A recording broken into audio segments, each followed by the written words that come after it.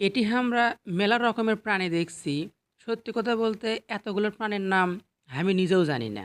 ঢোকার সময় ৳৫০ টিকিট দেখে একটু অবাক হয়েছিলাম যে আসলে ভিতরে কি এমন আছে নতুন পার্ক করতিছে ৳৫০ করে টিকিট। কিন্তু ভিতরে এসে যখন দেখলাম এত প্রাণী, তখন দেখলাম না, ঠিকই আছে। কিন্তু আরেকটা জিনিস করলে সবচেয়ে বেশি ভালো হলো নি, প্রত্যেকটা খাঁচার সামনে যদি তা করে নাম লিখে দিল নি, তাহলে জিনিসটা আসলেই ভালো হলো নি।